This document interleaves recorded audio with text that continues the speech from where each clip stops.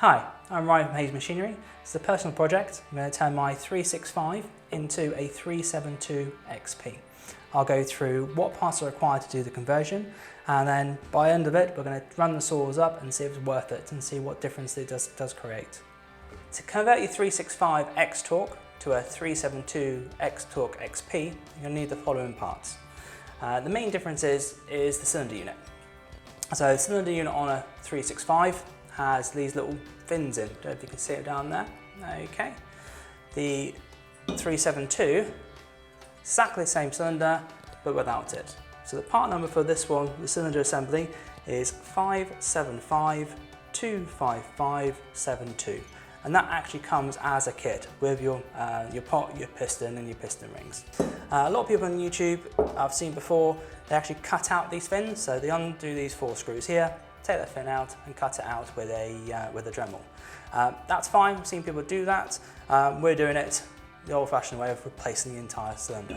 To allow more air into the machine, what you also then need is your filter housing. So the difference between that one there's the one off the 365, and then it moves to this one here, which is off the 372. Main difference you can notice on there is this one's got a screw, and that screw is for the new air filter. So that one there holds onto there, and then on top of that you now put the screw in. So larger air filter, more air coming in, more power going out. The screw, part number is 537213204. The air filter, that one there is 5038180005, and the filter holder assembly, this little bit here, that one there is 5220245001.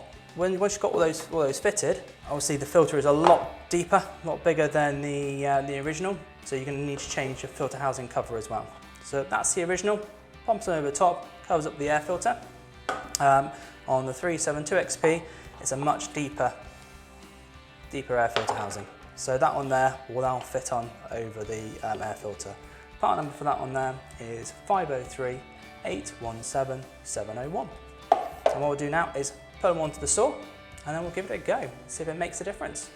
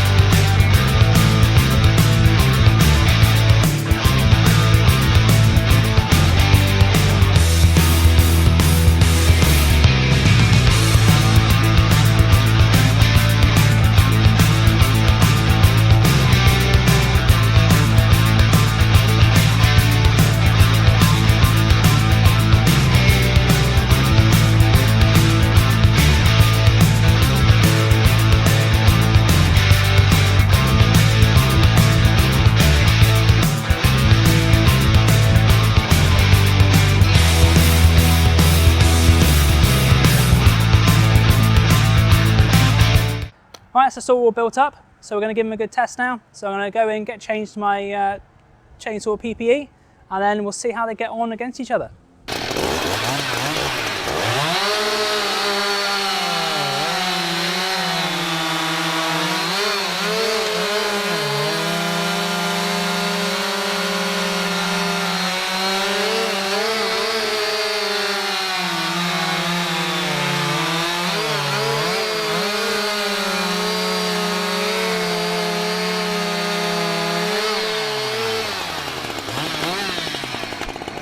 Right, for the test, both saws are running the standard 20-inch Husqvarna bars, and they both had brand new 3/8 1.5mm chains fitted to them. As you can see from the video, the 372XP did cut much quicker going downwards, but lost the speed going back up. That was more down to technique rather than the power of the saw. After taking this saw home and using it over the weekend, I've got to say I absolutely love it. The power difference between that and the 365 on long runs is noticeably different. The cost of doing it all, is it worth it? Well, you can't buy the 372XP anymore in the UK, so the only way to have one is to build one. I'm glad I built mine. If you have a 365 and you need a new pot and piston, I definitely recommend getting the upgrade, buying those additional parts. If you've got to buy a pot and piston anyway, fin on and getting the extra power. If your 365 is working absolutely fine, nothing wrong with it, is it worth the extra money to upgrade? That's for you to decide. But thank you very much for watching this video, and we'll see you again in the next one.